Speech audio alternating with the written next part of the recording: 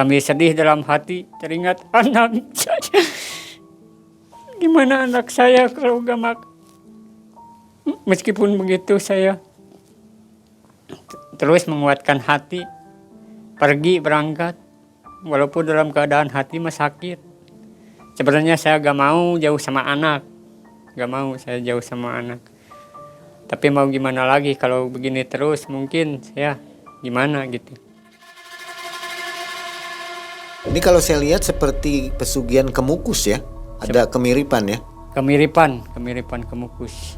Mungkin Di sana itu banyak yang datang orang-orang. banyak yang datang orang-orang pada jauh-jauh. Berarti sudah terkenal tempatnya. Terkenal. Saya begitu kagetnya pas ke rumah ada yang pesan pohon sekian ratus pohon. Ada yang 10 pohon, ada yang 30 pohon. Pokoknya dari ecek-ecek sampai yang ratusan pohon. Itu dalam jangka waktu sebulan usaha saya meningkat lagi. Akhirnya saya bangkit. Waktu bulan pertama saya mungkin meraup sekitar 200 jutaan, kalau kurang lebih 200 jutaan kan waktu itu uang masih mampu. 200 juta kalau zaman sekarang mungkin 2 miliar lah. Pas ada yang kelebat putih itu dan dia berjalan, saya lihat dengan mata kepala saya sendiri, dia berjalan di atas air. Saya melanjutkan. Terus kita bersetubuh kurang lebih ya mungkin lama waktu setengah jam lah. Dan tiba-tiba udah melakukan ritual itu, ada angin menghembus besar sekali, menggelebuk-gelebuk, dan ternyata ada penampakan sosok besar.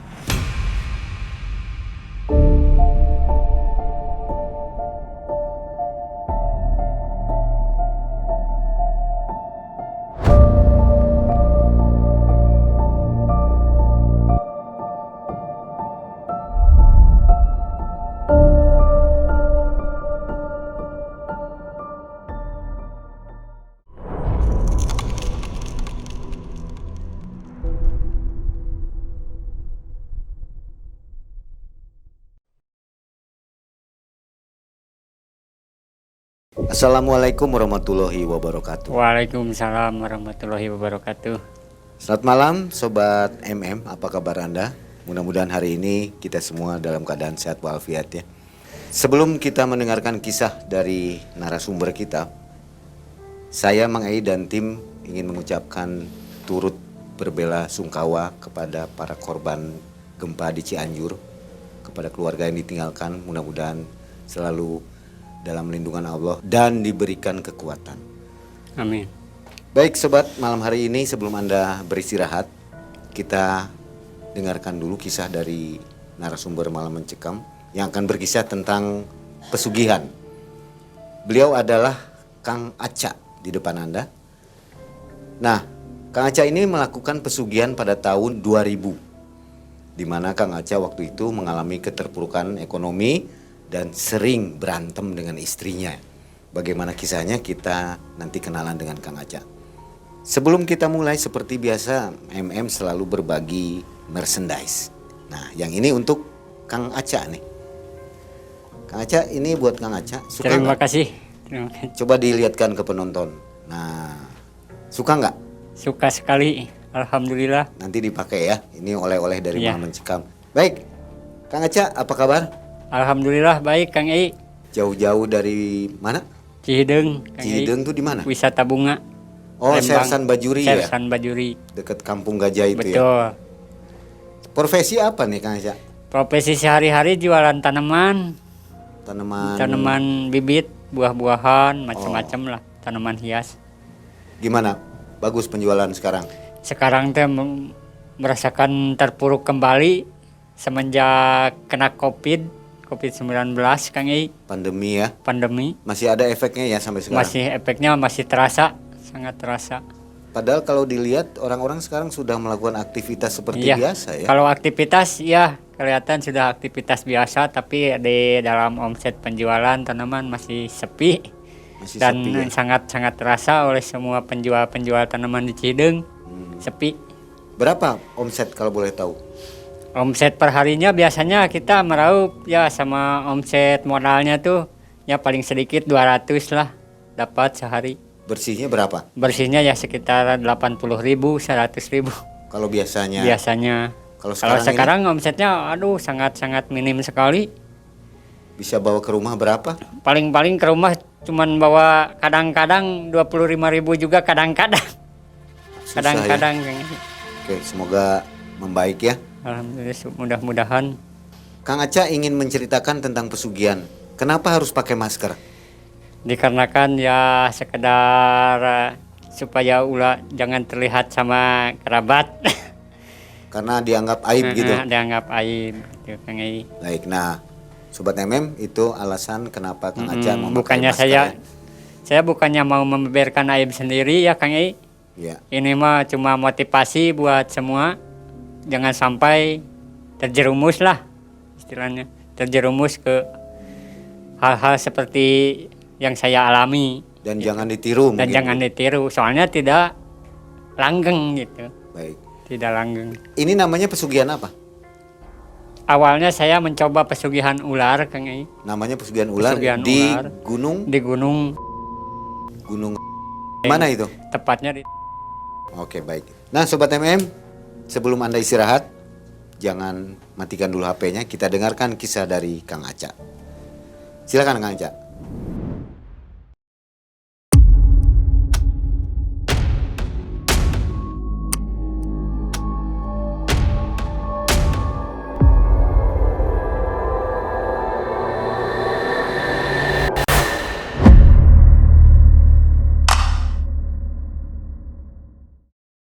awalnya di tahun 2000 tuh saya tuh merasakan sangat-sangat terpuruk tahun 2000 itu. Ekonomi susah. Ya? Ekonomi susah, omset menurun, penjualan sepi. Dan dari hal itu ditimbulkan ya permasalahan-permasalahan kecil awalnya sama yang di rumah. Itu ribut di rumah tangga. Ribut di rumah tangga.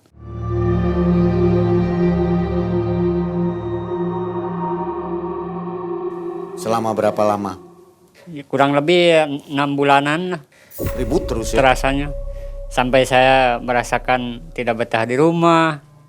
Gimana menghadapi malam. Sampai bingung dibuatnya. Ada hutang juga? Kalau hutang alhamdulillah gak ada hutang. Cuman lah gitulah namanya orang rumah. Ada uang ya disayang, gak ada uang ditendang. Dan waktu itu juga saya selain ribut sama istri itu keadaan sakit. Kaki juga bengkak, kaki terasa. Sambil bingung-bingung saya gimana caranya ini supaya meningkatkan lagi omset gitu. Berpikir siang malam saya memikirkannya anak gitu. Gimana anak kalau omset begini terus anak gak bakalan makan. Dan kepikiran lah hal-hal negatif itu. Itu di luar pola pikir lah istilahnya. Di luar pola pikir. Saya sampaikan kepikiran, aduh gimana kalau kita pesugihan, kata saya teh. Dipikir-pikir takut juga gitu. Soalnya yang gituan kan menyangkut TB gitu, tumbal. Dan akhirnya bakat saya saking sakit-sakitnya, saya memberanikan diri lah akhirnya. Memberanikan diri. Dan suatu hari pergi saya malam-malam. Meskipun sakit kaki, saya pergi. Kemana itu? Ke Subang itu.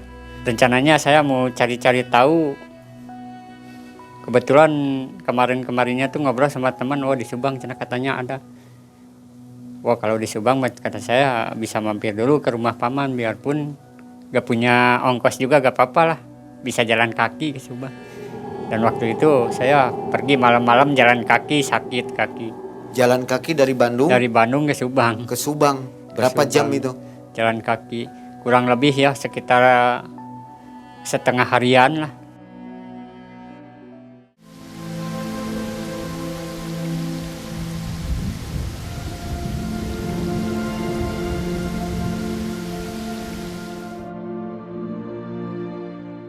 pergi dari rumah itu sekitar jam 9 jam 10 siang. Sampai di sana Sampai di sana jam 12 malam. Dan di perjalanan sambil kaki sakit juga saya merasakan pengennya gitu. Pengen hidup saya bangkit kembali. Saya udah gak merasakan sakit kaki pun juga. Sambil sedih dalam hati teringat anak saya. Gimana anak saya kalau gak makan. Meskipun begitu saya terus menguatkan hati, pergi berangkat, walaupun dalam keadaan hati masih sakit. Sebenarnya saya gak mau jauh sama anak, gak mau saya jauh sama anak. Tapi mau gimana lagi kalau begini terus mungkin saya gimana gitu. Teruslah berangkat saya, sekitar jam 9 siang, saya berangkat nyampe Lembang. Nyampe Lembang teh udah sore. Terus berjalan sambil menelusuri jalan-jalan lalu lintas gitu. melewati Tangkuban Perahu juga. Lalu lintas ya, melewati Tangkuban Perahu dan nyampe Tangkuban Perahu itu udah jam 7 malam. Jam 7 malam. Dan pas nyampe kebun pinus itu merasakan hal-hal aneh gitu di luar nalar. Saya merasakan gemetar sampai merinding bulu kuduku, merinding. Ada apa? Girangan bakalan ada apa? Ternyata di depan ada yang loncat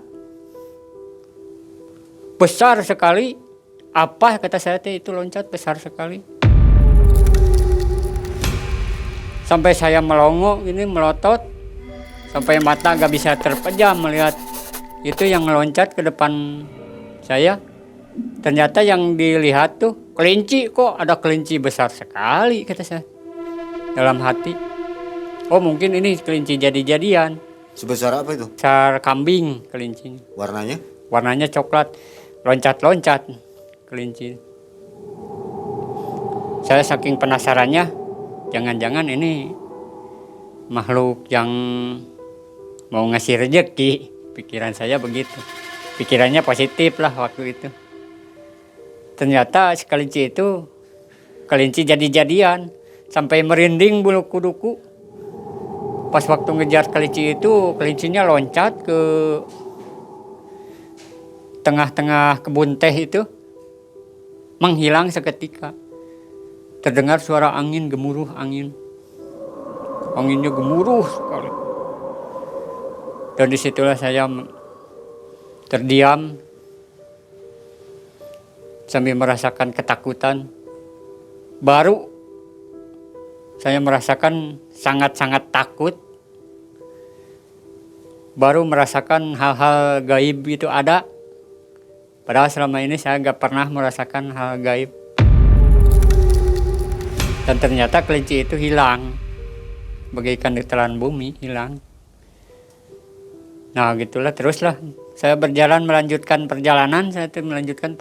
Terus melanjutkan.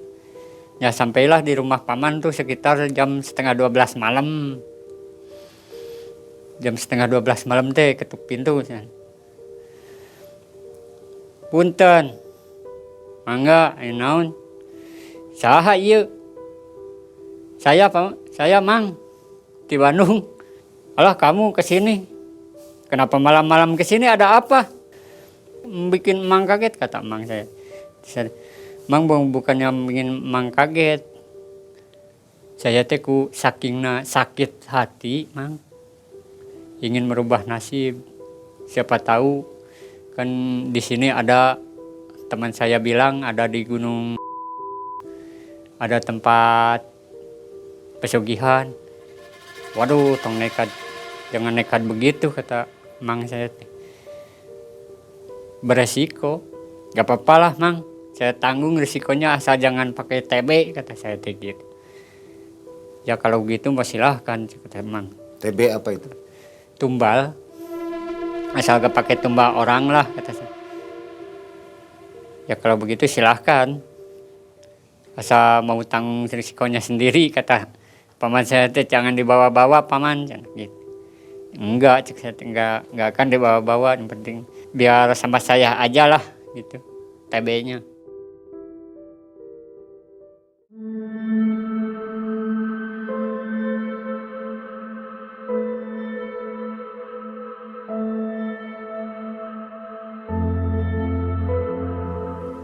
Jadi tumbal diri sendiri. Ya, saya memberanikan mau tumbal diri sendiri dikarenakan sangat-sangat pedih sekali, sakit hati yang kurasakan waktu itu. Sembari sakit kaki juga sampai keluar nanah kaki. Karena jarak yang jauh mungkin dari Bandung ke Subang, saya jalan kaki sampaikan mengeluarkan cairan di kaki, dan sakitnya bukan main, sakit banget. Kata paman, ya istirahat aja dulu lah, besok-besok lagi nanti sama temen diantar, kata paman saya. Siap lah paman. Tapi ampura paman, saya teh nggak bawa apa-apa, dari Bandung juga jalan kaki sampai sini teh, kata paman teh. Waduh, gak nyangka kamu sampai gitu nah, sampai begitu nah, cek paman saya. Saya waktu itu gak bekal sepeser bu. Gak bakal spesial pun. Nah, keesokan paginya si paman tuh membangunin saya. Cak. Apa paman? Itu yang mau nganter udah datang, sok silahkan ngobrol dulu sama dia. Ya, saya ngobrol sama dia. Ternyata sebelum naik ke gunung harus bawa syarat. Dan syaratnya saya gak bawa gitu. Harus dibeli. Ada sate syaratnya tuh, ada telur, terus dendeng, ya syarat semacam-macam gitulah, sama dawegan gitu. Kelapa muda yang harus dibeli. Ngobrol-ngobrol sama paman gimana? Saya kan gak bawa duit, sedangkan kesana kan perlu sesuguh gitu untuk yang goib-goib gitu. Nantilah kita ngambil lah kelapa, kata paman. Terus si paman nyuruh anaknya ngambil kelapa, ngambil telur ke kandang ayam. Serba ngambil waktu itu. Gratis ya? Ya. Dan bicara sama, ngobrol-ngobrol sama teman si paman, akhirnya habis maghrib kita berangkat. Siap, kata saya. Dan habis maghrib itu saya siap-siap berangkat ke rumah Kuncen. Habis rumah Kuncen terus ditanya sama Kuncen, kamu siap, berani menanggung risikonya? Berani lah, asal jangan pakai tumbal, kata saya. Emang gak pakai tumbal, cuman kan berani cina. Tinggal sendiri di hutan, nanti saya tinggalkan di hutan. Nah, ingat pembicaraan Kuncen begitu, merinding kembali bulu kuduk. Ini lanjut apa jangan? Tapi sakingnya besarnya sakit hati, ya saya melanjutkan. Lanjut. Ya kalau begitu ayolah kita pergi, kata si Kuncen. Terus yang teman si paman saya mah terus pulang dia. Pulang. Dan saya berdua sama Kuncen pergi ke gunung itu yang ada di atas gunung itu, sekitar 2 kiloan lah, 2,5 kilo jauhnya dari jarak rumah ke tempat itu. Dan di perjalanan itu gak nyangka sama sekali, gak nyangka sangat. Ada hal-hal yang di luar nalar lagi kembali. Waktu itu melintasi sawah-sawah tuh. Melintasi sawah itu sambil turun hujan gerimis gitu. Hujan gerimis kecil. Kok waktu mau berangkat jadi hujan begini? Udah apa? Dalam hati gitu. Jangan-jangan ini melarang.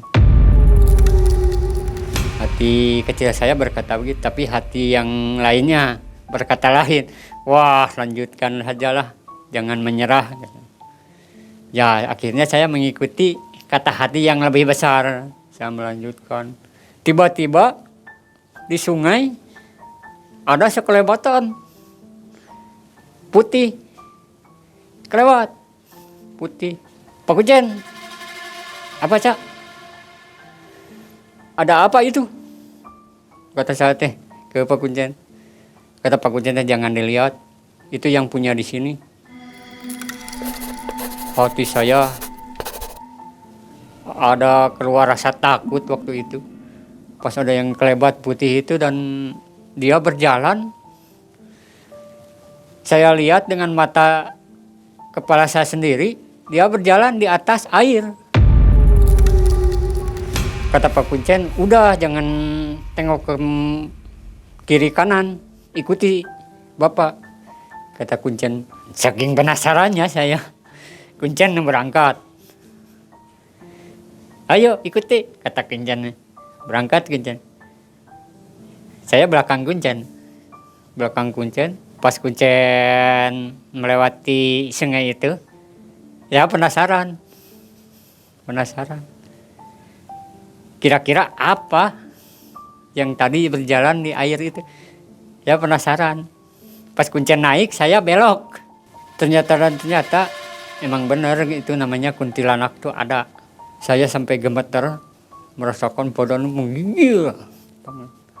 Menggigil sekali.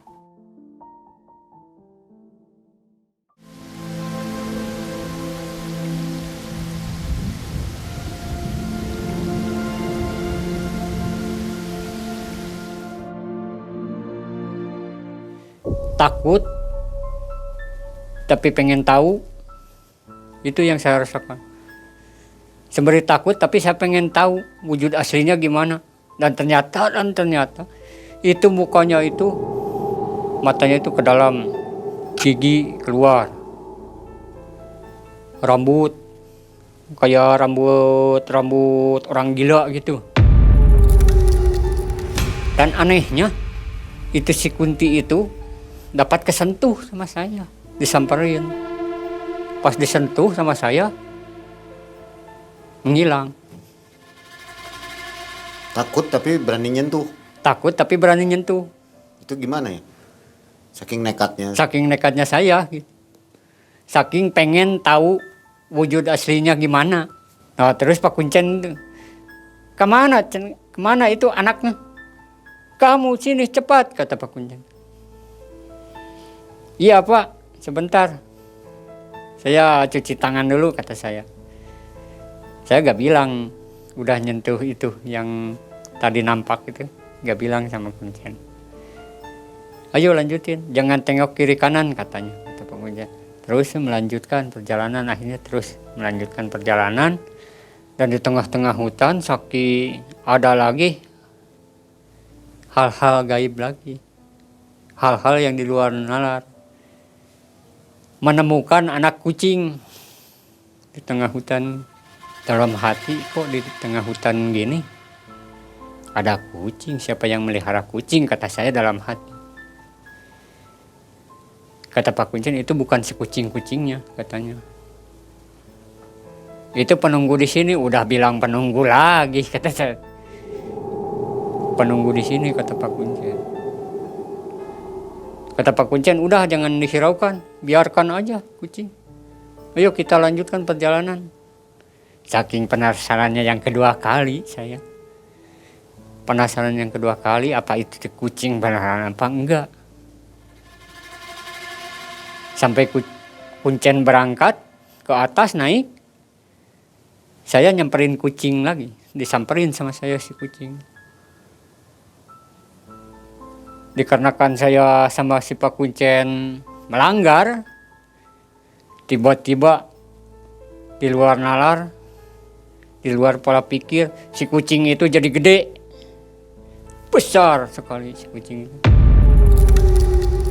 Ternyata yang disebut kucing itu kiciwis kalau bahasa Sundanya. Makhluk kiciwis. Apa itu?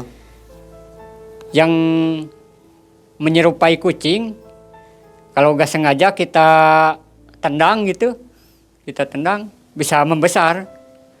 Ternyata itu kiciwis. Makhluk gaib. Makhluk jadi-jadian. Disentuh gede. Dan saya berpikir, waduh, mati saya, kata saya. Di sini mungkin hidup saya sampai sini. Saya berpikirnya, wah saya dimakan sama kucing ini yang gede. Dan ternyata si kucing yang udah menjadi gede itu udah menjadi gede sekali. Ada sebesar kerbau lah, kira-kira gedenya ada sebesar kerbau si kucing itu. Saya sentuh hilang lagi. Itulah kejadian aneh yang kedua kalinya. Kata Pak Kuncen, ini anak gimana? Gak nurutin perintah saya, kata Pak Kuncen. Bukannya gak nurutin, Pak Kuncen, saya pengen tahu.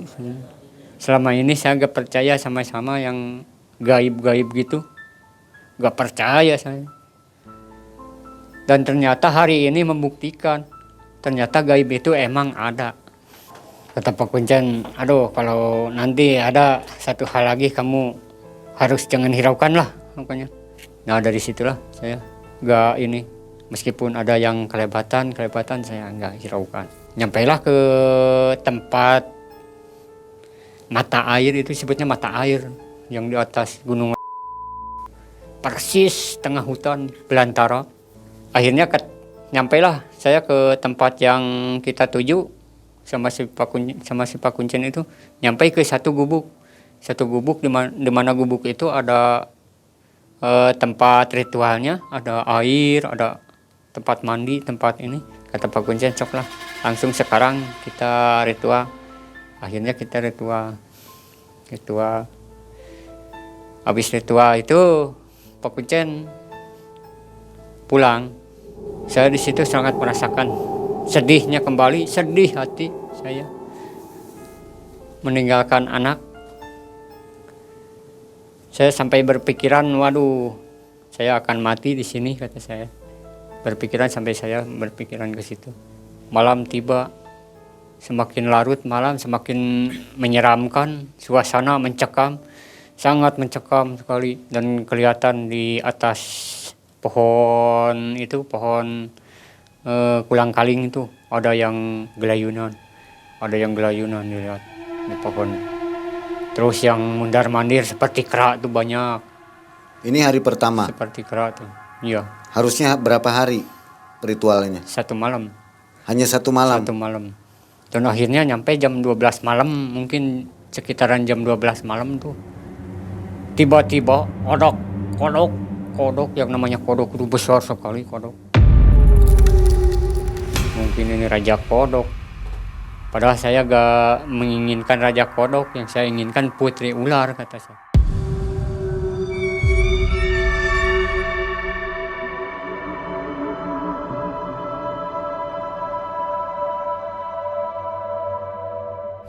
Di dalam hati, kok yang datang kodok. Kodok itu besar sekali. Sampai saya menggigil ketakutan melihat kodok, saking besarnya tuh kodok itu, menggigil. Dan akhirnya si kodok itu menghilang. Pas kodok menghilang, ternyata ada 2 orang yang datang. Nah disitulah jadi yang pertama itu gagal saya melakukan ritual. Siapa yang datang? Yang datang itu sama orang yang mau ritual juga. Dalam hati saya, waduh, ini mah gagal, kata saya. Udah berpikiran begitu, iya emang. Nah dari malam itu sampai larut malam lah, saya saling berbagi, ngobrol-ngobrol. Wah, kata saya, kalau ngobrol begini gak bakalan ada lagi yang datang. Ternyata iya, sampai pagi gak ada yang datang. Gak ada aura-aura yang menyeramkan, dikarenakan jadi bertiga saya. Ternyata yang datang 2 juga sama, ngobrolin masalah ekonomi juga, dia juga masalah dililit hutang. Kalau dia, kalau saya bukan dililit hutang karena sakit hati sama yang di rumah, dia mah terlilit hutang. Nah waktu itu ngobrol-ngobrol sama mereka nggak terasa nyampe subuh. Pas paginya saya turun, dijemput sama Pak Kuncen. Kata Pak Kuncen, gimana tadi malam? Wah, gak ada apa-apa, gagal, kata saya. Ternyata gagal. Pulang lah saya ke rumah paman saya. Dan di rumah paman saya, wah gagal, gak bakalan berhasil, kata paman saya. Tapi kalau mau coba nanti ada kata paman saya teh. Di mana paman? Juk daik mah berangkat ke Cirebon, Berarti beda tempat. beda tempat. Yang diharapkan putri ular yang di situ, ternyata yang datang malah siluman kodok. Belum sempat ngobrol apa-apa ya? Belum sempat ngobrol apa-apa, keburu ada tamu yang datang. Datang menghampiri dan itu menghilang seketika. Saya memikirkannya gimana mau berangkat ke sana, paman. Saya uang pun juga gak ada. Nah di situ saya memberanikan diri pergi dari rumah paman tuh, pergi siang-siang. Ya kalau begitu malah paman, saya mau kemana aja nyampainya. Kamu jangan gitu, pulang ke rumah, kata paman. Cek paman. Tapi saya gak mau pulang, saking sakitnya hati.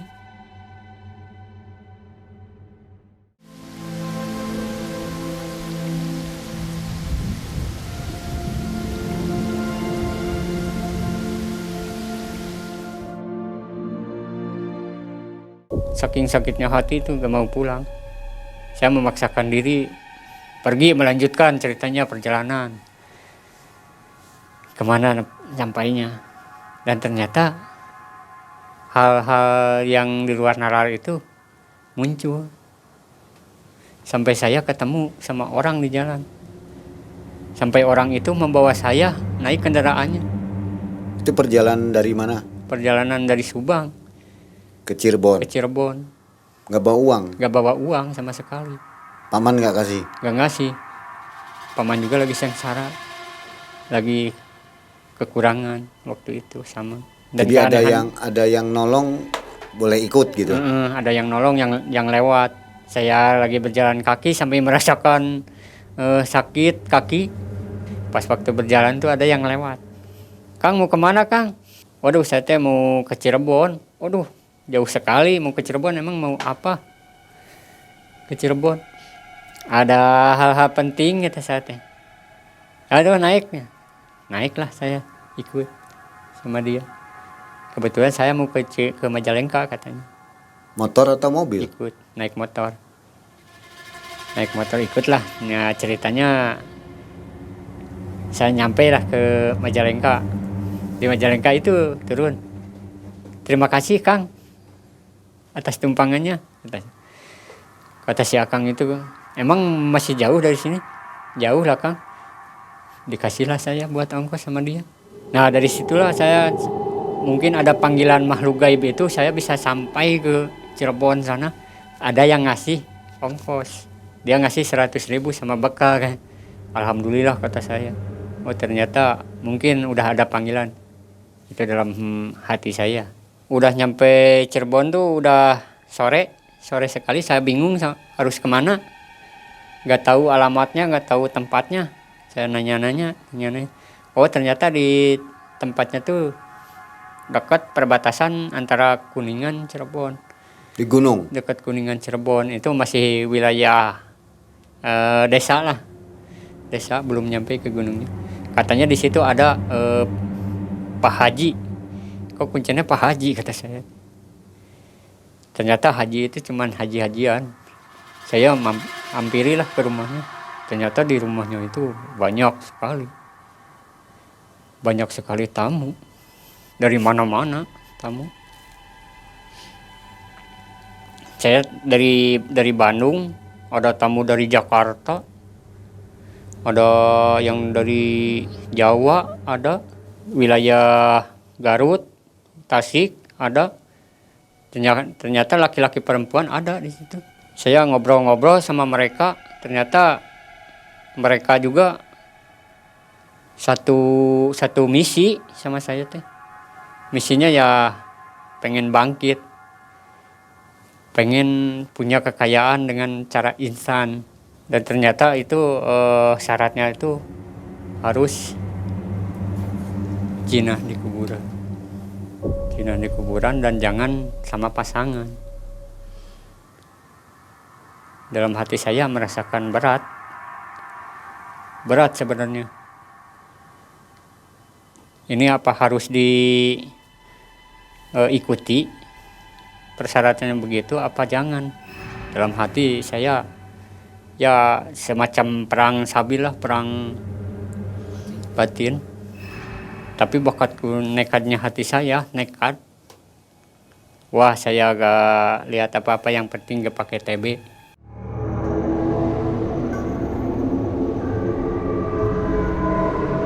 Terus ada yang perempuan itu syaratnya tuh memenuhi syarat dengan saya tuh. Saya hari Kamis lahir, dia hari Senin. Itu pasien juga? Pasien juga memenuhi syarat. Kata Pak Kuncennya tuh, kamu ini sama ini memenuhi syarat. Dan kelihatannya tuh sangat cantik kali cewek itu sama saya. Dilihatnya cantik sekali. Nah dari situlah kita bicara-bicara sama si cewek itu, ternyata cewek itu juga mau dan setuju. Akhirnya setuju, menyetujui. Dia punya masalah ekonomi juga, dikarenakan ditinggalkan sama suaminya katanya, dan punya tanggungan anak juga, dia udah punya 2 anak. Akhirnya hal tak terduga saya kerjakan gitu. Di bawah sama Kuncen, naik ke atas mungkin ada sekitar 2 kiloan lah dari rumah Kuncen ke atas bukit tuh. Di bukit situ tuh ada kuburan yang sangat panjang kali, dan di situ hamparan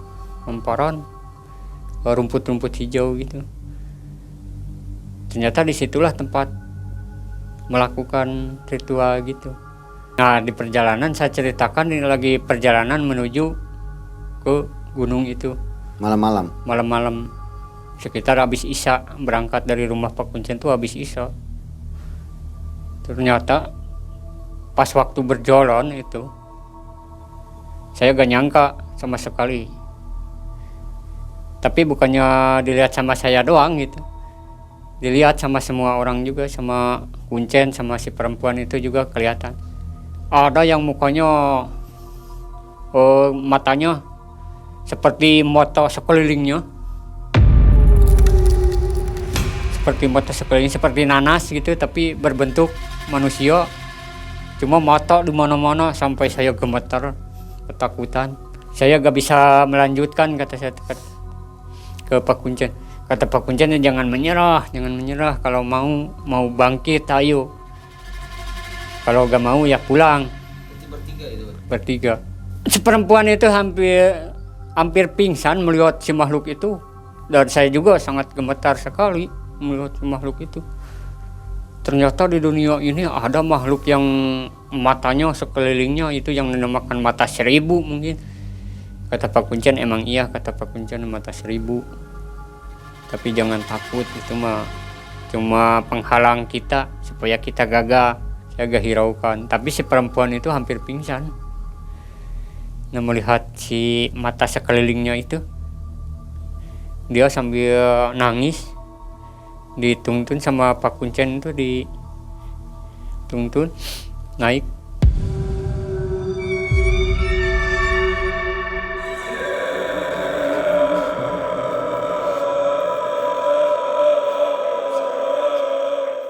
Akhirnya saya meneruskan perjalanan, dan suatu saat kemudian, beberapa menit kemudian menemukan lagi, tapi ternyata yang dilihat sama saya doang. Ada ular besar sekali yang membentang, tapi sama si perempuan itu, sama si Kuncen, kelihatannya bukan ular, akar. Yang saya lihat itu ular. Kok ular besar-besar sekali. Saya juga merasakan merinding di sana juga, tapi ya tidak dihiraukan lah sama saya. Yang penting saya mau naik aja ke atas. Udahlah bulat gitu. Hati saya udah bulat, naik ke atas. Nah beberapa menit kemudian nyampe di atas sama si Pak Kuncen, langsung ritual. Dan akhirnya si Pak Kuncen tuh melakukan ritual, menyuruh saya bersetubuh dengan si perempuan itu. Akhirnya ya saya menggelar tikar gitu dengan si perempuan itu. Akhirnya Pak Kuncen juga pulang, saya ditinggal berdua di situ. Kata Pak Kuncen nanti dijemput pagi-pagi. Nah waktu mau mengerjakan ritual itu saya nanya dulu ke Neng Ina. Neng Ina gimana ini? Neng Ina apa ridho enggak? Kata Neng Ina teh sama bang, saya juga sakit pengen bangkit. Ya kalau begitu malah ayolah kita kerjakan. Nah gak lama kemudian saya melakukan bersetubuh dengan si perempuan itu. Saya gak menghiraukan masalah itu, saya melanjutkan. Terus kita bersetubuh kurang lebih ya mungkin lama waktu setengah jam lah. Lama waktu bersetubuh, lamanya mah kita ngobrol-ngobrol terus selanjutnya ngobrol-ngobrol. Dan tiba-tiba udah melakukan ritual itu, ada angin menghembus besar sekali, menggelebuk-gelebuk di atas pohon itu asem kalau gak salah, asam. Dan ternyata ada penampakan sosok besar hitam, tapi enggak wujudnya enggak kelihatan, cuma kelihatan nampaknya aja sosok besar itu yang membuat saya gemetar dan spontan si perempuan itu pingsan dan mulai reda angin pun mulai mengecil dan si makhluk itu juga hilang. Si perempuan itu juga kemudian tersadar, terbangun. Kata perempuan, ada apa bang tadi yang gede itu? Kata saya, mungkin penunggu di sini, penunggu pohon asem, kata saya. Si perempuan itu juga sambil dekat, sambil nangis, memeluk saya. Saya juga begitu sama, memeluk si perempuan itu. Disitulah terasa saya sangat ingat sama yang di rumah. Saya udah mengkhianati gitu. Tapi hati saya ingin saya supaya bangkit lagi usaha tekadnya. Nah disitulah saya memberanikan diri. Gak lama kemudian ceritanya udah subuh dijemput sama si Pak Kuncen, datang ke atas. Terus ngobrol-ngobrol sama Pak Kuncen. Terus Pak Kuncen nanya, ada apa malam? Kata Pak Kuncen. Oh ada yang gede, kata saya teh.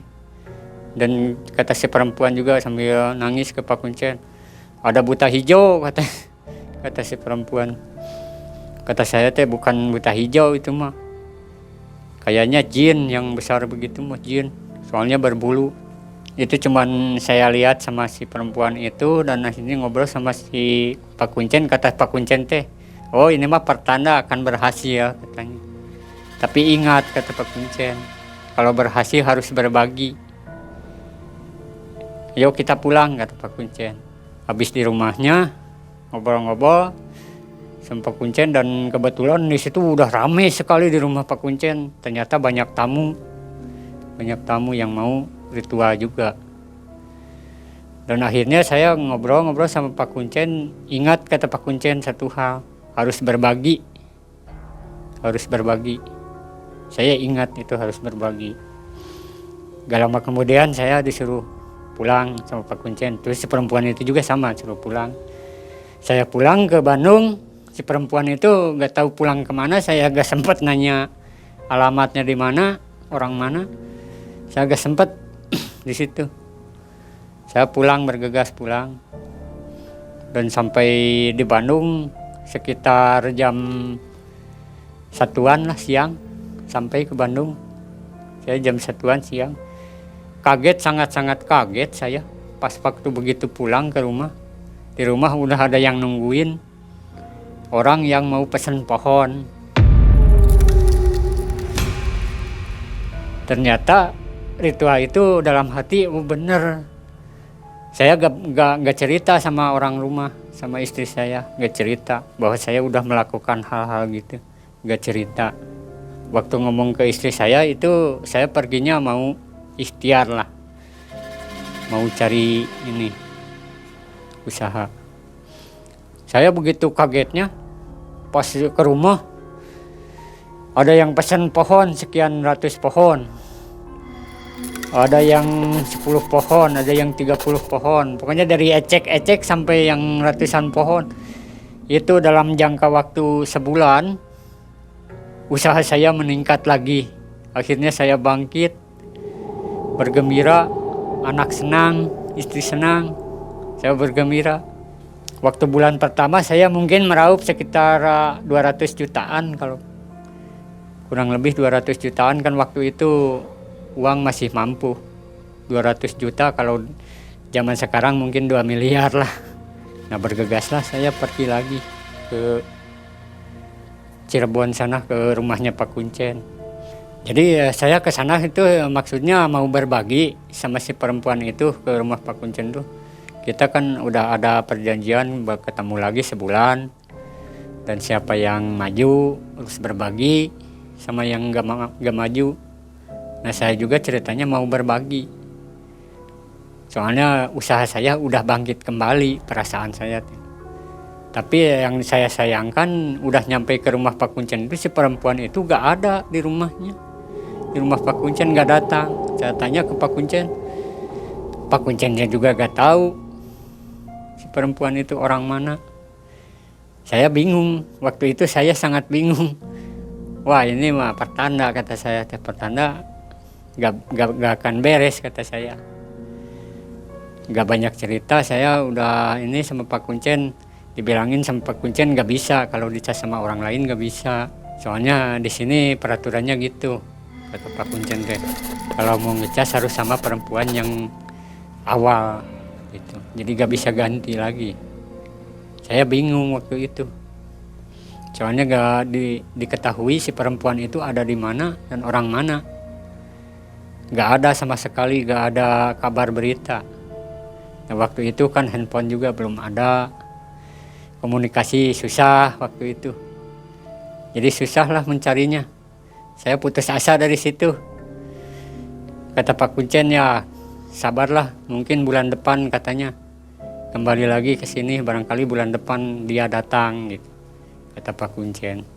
Ceritanya gak lama kemudian saya pulang. Waktu itu dalam hati kecewa, gak ketemu si perempuan itu. Tadinya mau berbagi sama si perempuan itu, gak tahu perempuan itu masih kayak dulu atau udah kaya gitu, gak tahu.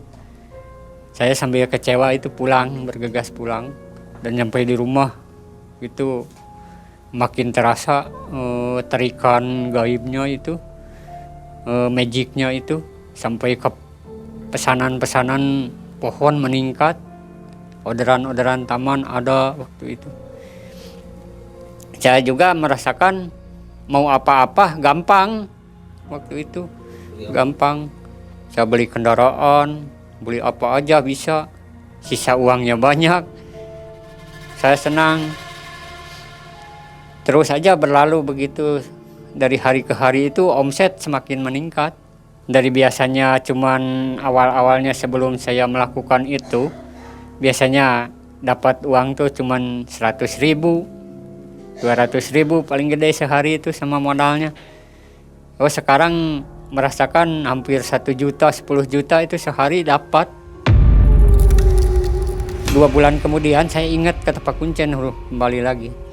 Gak lama kemudian saya bergegas menyiapkan mau ke Cirebon lagi, ke rumah Pak Kuncen. Yang kedua kalinya saya kecewa juga, nyampe ke rumah Pak Kuncen tuh sekitar jam 2 siang. Soalnya saya udah ini kan mau ritual lagi, direncanakan mau ritual lagi. Jam 2 siang menunggu sampai jam 3, jam 4 nggak ada. Kata Pak Kuncen udah jam 5, setengah 6. Wah, kata Pak Kuncen nggak bakalan datang lagi katanya. Wah, bimbang di situ, saya bimbang, merasakan bimbang. Kata saya, ini gak beres, ini perempuan itu kemana gitu. Gak tahu, jadi gak ada kabar berita sama sekali. Susah dihubungi. Salahnya saya gak nanya alamat si perempuan itu. Akhirnya gagal lagi, mau ngecas yang kedua kali, saya gagal lagi. Mau ngecas 2 kali itu. Ritual yang kedua kalinya. Kalau bulan depan gak kesini lagi, ya mungkin lah, gak tahu apa yang akan terjadi gitu. kata Pak Kuncen. Bergegaslah saya pulang. Sampai di rumah, biasa omset semakin meningkat, tajam. Sampai ini. Kebeli. Sampai pokoknya enak lah, hidup enak, hidup mewah sama anak, sama istri. Punya mobil ya, mobil Kijang roper dulu. Kijang roper itu udah keren lah. Bulan ketiga saya bersiapkan diri lagi, malam Jumat berangkat, hari Kamis saya berangkat pagi-pagi, nyampe ke rumah Pak Kuncen sekitar jam 2 jam 3-an lah, nyampe rumah Pak Kuncen. Dan nyampe di situ ternyata yang ditunggu-tunggu, yang diharapkan itu gak ada lagi.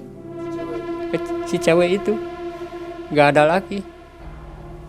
Kata Pak Kuncen mungkin gak akan kembali, dia gak tahu kemana. Nah disitulah saya was-was gimana ini ke depannya. Soalnya kalau nggak berbagi, kata Pak Kuncen, ini bakalan habis lagi. Pak Kuncen kan udah wanti-wanti, ini harus berbagi, harus dibagi. Katanya kalau omset sekian, harus sekian persen ke si perempuan itu dikasihkan. Gitu. Terus kata saya, gimana Pak Kuncen solusinya? Ya gak ada solusi lagi sekarang mah.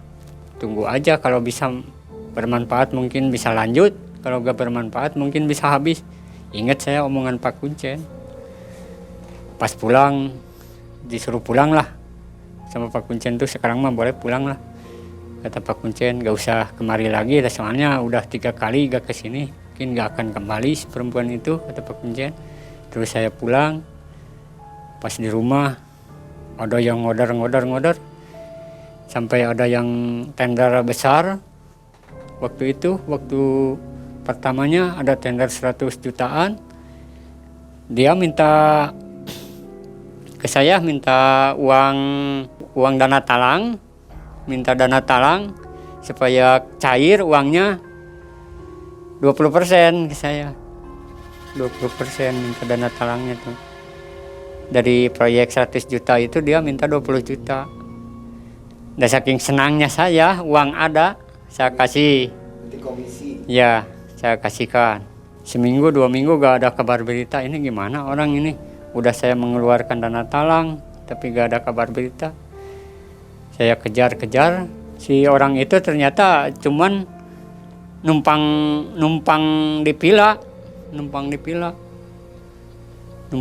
di Lembang. Ternyata orang itu orang asing. Pas saya kejar-kejar, orang itu udah balik lagi. Dan orang itu kan ngakunya orang Palembang, tapi dia punya pila, punya apa. Makanya saya percaya waktu pertama kali saya ketipu itu sama orang Palembang itu di pila itu. Ternyata orang itu kabur bawa uang 20 juta. Nah, seminggu 2 minggu kemudian ada lagi yang order lagi ke saya. Sampai ke akhirnya nyampe ke 5 bulan. Ke 5 bulan lah merasakan saya banyak uang itu. Sampai ada order yang 300 jutaan. 300 juta dia minta komisi di muka, saya kasih komisi di muka 50 juta. Ternyata orang itu sama dengan yang bulan-bulan kemarin, penipu juga. Nah dari situlah saya mulai terpuruk lagi, mulai mengurangi orderan, mulai surut, usut, udah mulai seret lagi penjualan, udah kurang lagi, udah terasa. Itu yang 3 kalinya ketipu saya waktu itu, udah 4 bulan kemudian menginjak ke 5 bulan. Pas ke 6 bulannya saya terpuruk lagi. Ke 6 bulannya terpuruk lagi sampai akhirnya saya ada pertengkaran hebat sama orang rumah. Pertengkaran hebat gara-gara terpuruk lagi mungkin. Sampai akhirnya saya berpisah dengan orang rumah. Akhirnya jatuh miskin. Jatuh kembali, terpuruk kembali. Miskin ya. Terpuruk kembali. Segala sudah habis. Dari situ masih ada semangat untuk melakukan pesugihan lagi. Nah dari situ, dari keterpurukan itu sampai akhirnya saya berpisah dengan istri saya, hati saya semakin menggebu-gebu. menggebu-gebu, terlanjur kata saya. Saya akhirnya kemana-mana cari pesugihan. Anak dibawa sama ibunya, Jadi bubar ya. bubar. Semangat untuk melakukan pesugihan semakin tinggi Semakin tinggi, semakin ingin tahu. karena sudah merasakan Karena kehebatannya. udah merasakan kehebatannya, kedasatannya gaib. Tidak ada kejadian-kejadian aneh setelah miskin, misalnya didatangi oleh goib, Tidak ada sama sekali. Sama sekali nggak Sama ada. sekali tidak Gangguan ada. di kehidupan nggak Gangguan ada? kehidupan tidak ada. aman ya. Aman. Mungkin ada penampakan-penampakan. Kalau penampakan ada, cuman nggak minta suatu apapun, nggak minta tumbal, nggak minta syarat. Apa itu Nggak ada. penampakannya? Penampakan cuma orang gede itu. Dan sampai saat ini katanya masih ngikutin saya di belakang. Itu hasil dari situ. Hasil dari situ. Sampai saat ini masih Sampai saat mengikuti. ini, ya sampai saat ini masih mengikuti saya. Mungkin sobat yang bisa melihat dengan mata batin ada apa nih di belakang Kang Aca. Silahkan dilihatlah ya. Silahkan komen di bawah. Setelah itu melakukan pesugihan kemana lagi? Setelah itu saya ubek daerah Subang. Pokoknya di pelosok-pelosok Subang. Sebelum ke luar daerah saya Subang dulu. Yang saya pertama. Saya Total ubek. berapa pesugihan yang dikerjakan? Saya total pesugihan hampir mungkin ada 6 kali lah. Hanya ini yang berhasil Hanya ya? ini yang berhasil. Ini kalau saya lihat seperti pesugihan kemukus ya. Ada kemiripan ya. Kemiripan kemukus. Nggak boleh bawa pasangan dari Ya, lokasi dari rumah. mirip dengan kemukus Ya, tadi ya. Jadi harus pasangan yang ketemu di lokasi. Oke. Nah, ini menarik sobat. Jadi setelah kejatuhan Kang Aca ini, Kang Aca terus melakukan pencarian ke tempat pesugihan yang lainnya. Ya, Apakah sobat ingin mendengarkan kisah-kisah lainnya dari Kang Aca ini? Silahkan komentar di bawah. Kang Aca siap ya untuk menceritakan pengalaman melakukan pesugihan ke tempat lainnya? siap, insya Allah siap. Oke, kita tunggu komentar dari Sobat MM ya. Dan ini bukan untuk ditiru. Tentunya kisah ini adalah untuk memberikan tambahan informasi kepada Anda. Jangan melakukan hal ini. Bukan untuk mendorong Anda melakukan pesugihan. Baik, saya Mang Ai dan tim akhirnya undur diri. Jangan lupa untuk menyaksikan kisah dari Kang Aca selanjutnya. Kita tunggu komentar dari Anda. Assalamualaikum warahmatullahi wabarakatuh. Waalaikumsalam warahmatullahi wabarakatuh.